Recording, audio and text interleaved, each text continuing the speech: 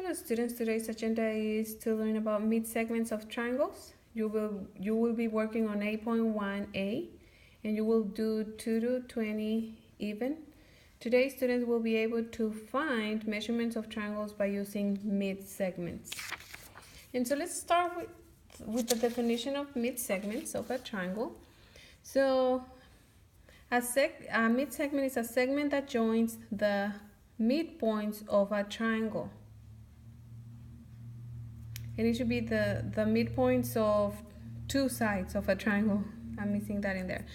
A mid-segment is parallel to the third side and is half its length.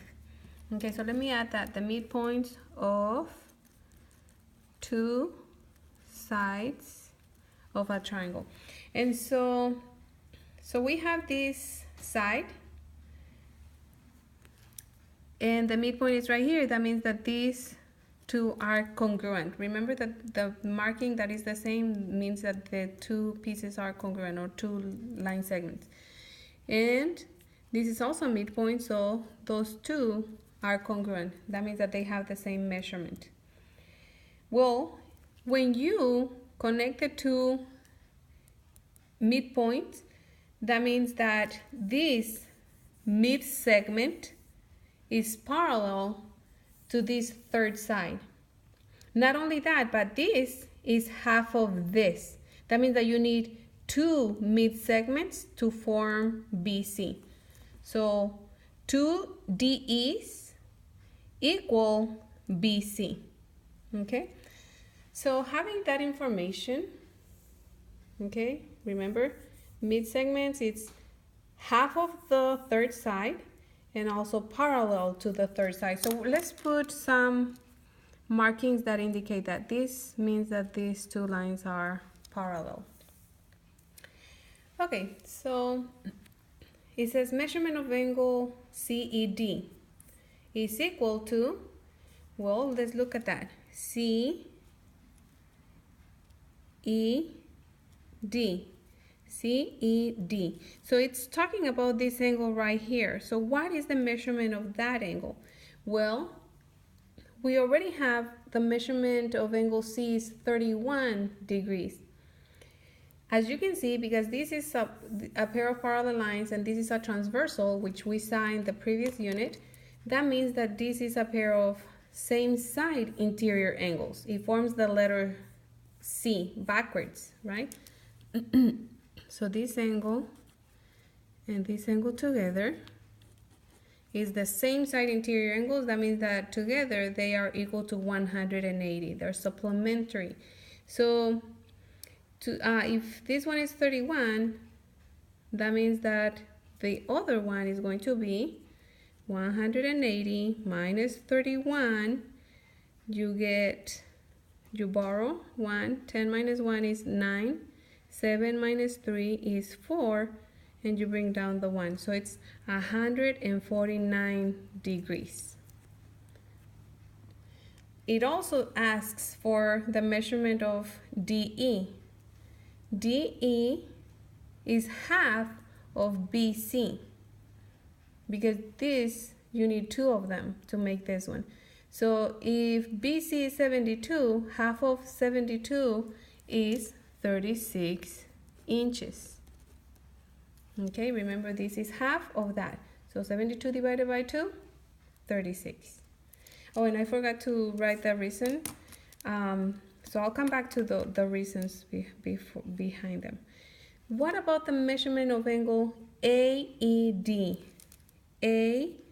AED. Now it's asking for this other angle right here. And if you notice from previous lessons, these are like the little boots, right? Those are corresponding angles, and corresponding angles are congruent. So if this is 31 degrees, then that's gonna be also 31 degrees. Okay, so I guess, well, the reason behind that is because they are corresponding angles.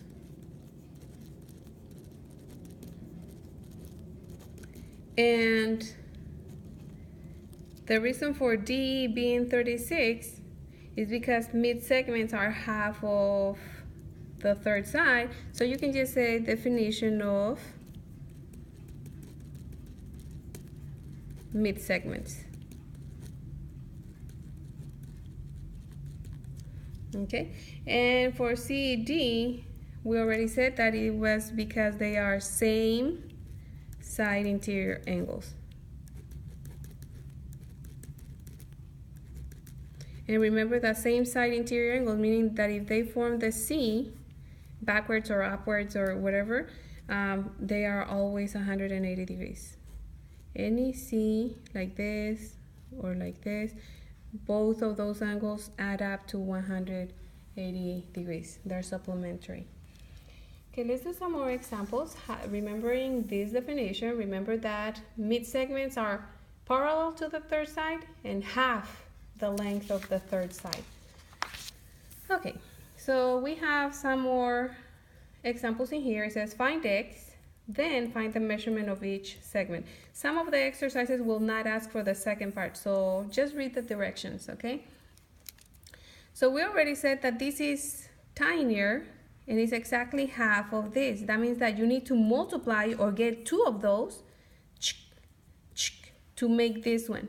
So if I need to make that, or I need two of those, that means that my X minus 3, I would have to multiply it by 2 to get two of them to make it equal to the third side.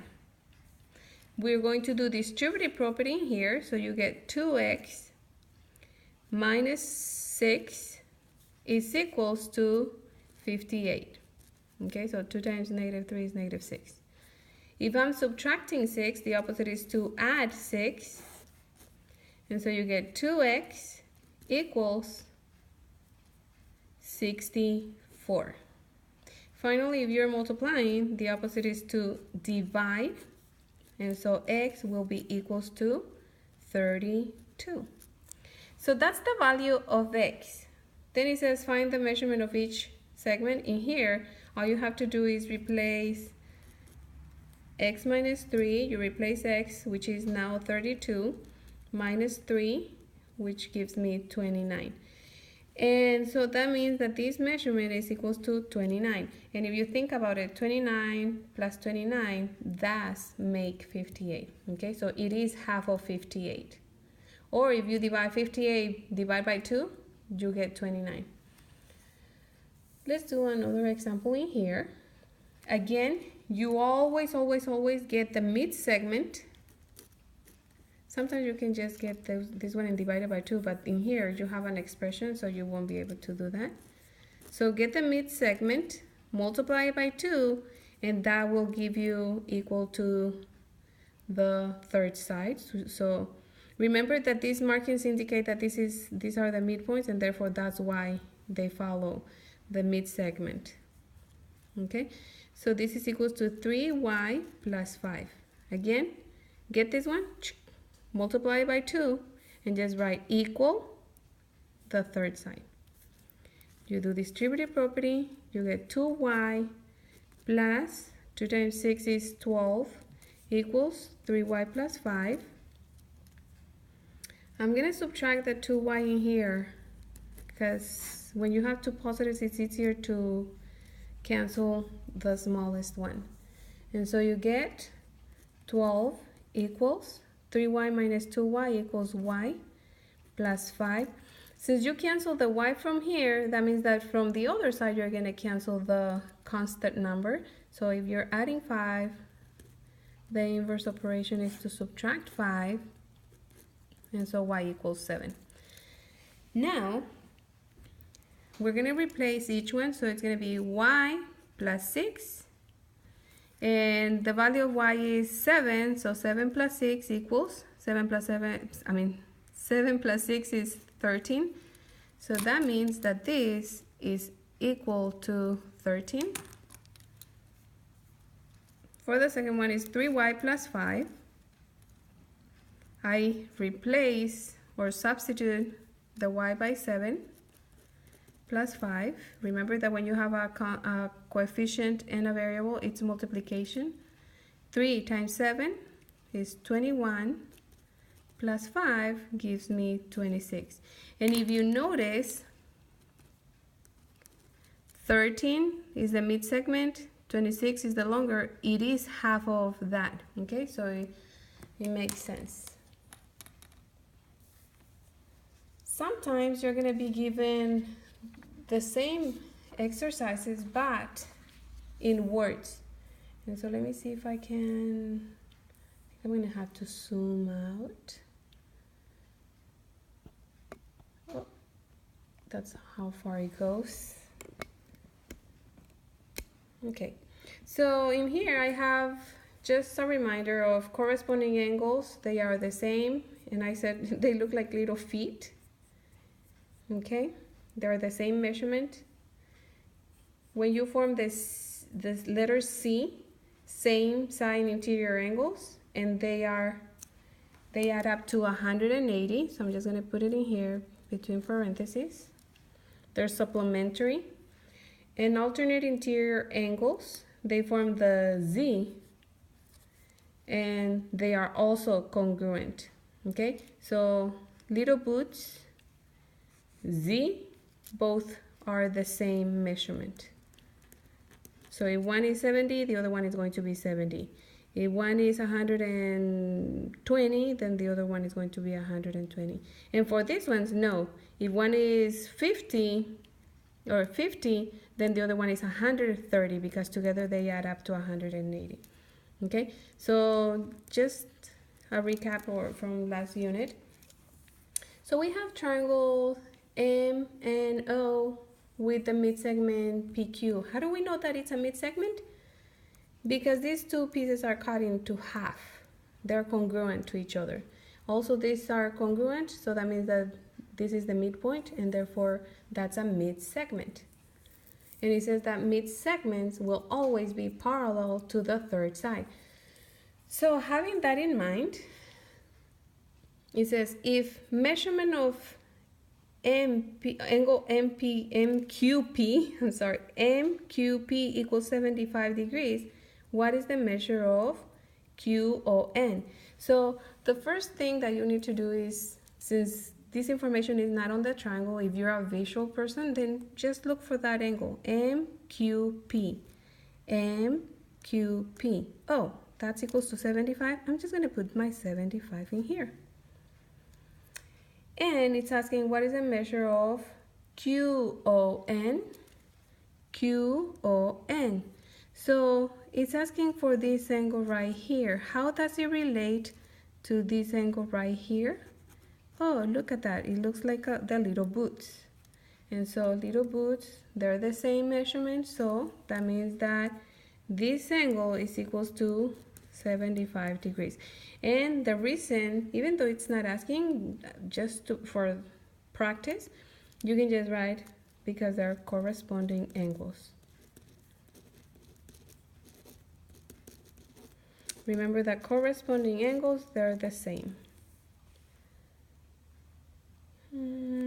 What is the measure of angle OQP? So OQP. Now it's asking for this angle right here. Well, you know that this is 75. Because of corresponding angles, this is 75.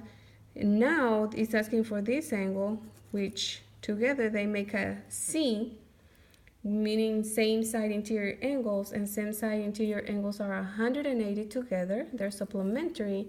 So that means that 75 plus that angle is going to give you 180. So 75 plus measurement of angle OQP equals 180. I subtract 75 from both sides. And so measurement of angle OQP is equal to 105 degrees. Okay, so with this you will now be able to work on 8.1a and have fun.